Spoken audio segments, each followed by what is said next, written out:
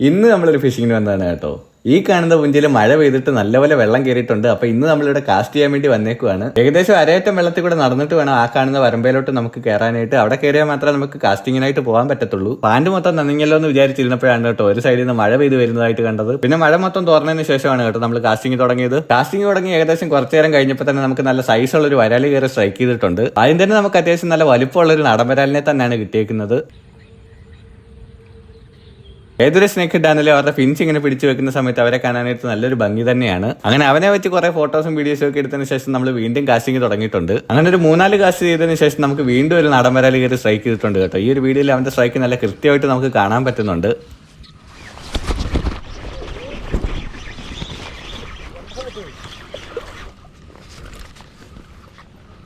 അങ്ങനെ ഇന്നത്തെ നമ്മുടെ രണ്ടാമത്തെ നാടൻ വരാലിനെ നമ്മൾ വലിച്ച് കരയെ കയറ്റിയിട്ടുണ്ട്. അത്യാവശ്യം നല്ലപോലെ അവനും ഫൈറ്റ് ചെയ്തിട്ടുണ്ടായിരുന്നു. ഇവനെയാണ് നമുക്ക് രണ്ടാമത് കിട്ടിയേക്കുന്നത്. അത്യാവശ്യം നല്ല കുഴപ്പമില്ലാത്തൊരു സൈസ് നാടൻ വരാല് തന്നെയാണ്. നമ്മൾ ഇപ്പുറത്തെ വരമ്പ് ചെയ്യുന്നതുകൊണ്ട് അപ്പുറത്തെ സൈഡിലെ കണ്ടെത്തി കാസ്റ്റ് ചെയ്തപ്പോൾ അവിടെ നിന്നാണ് കേട്ടോ നമുക്ക് മീൻ അടിക്കുന്നത്. അവന്റെ ദേഹത്തെ പാറ്റേൺ ഒക്കെ കാണാനായിട്ട് നല്ല ഭംഗിയായിരുന്നു. അങ്ങനെ അവന്റെ ഒരു വീഡിയോ എടുത്തതിന് ശേഷം അവനെ കവറിലാക്കിയിട്ട് നമ്മൾ കുറച്ചു നേരം കൂടെ കാസ്റ്റ് ചെയ്തു. അന്നത്തേക്ക് നേരെ നല്ലപോലെ സന്ധ്യയായി. അങ്ങനെ നമ്മൾ കാസ്റ്റിംഗ് നിർത്തി നേരെ വീട്ടിലേക്ക് പോകുമായിരുന്നു. അപ്പൊ ഇന്ന് ഇത്രയേ ഉള്ളൂ. Okay, by.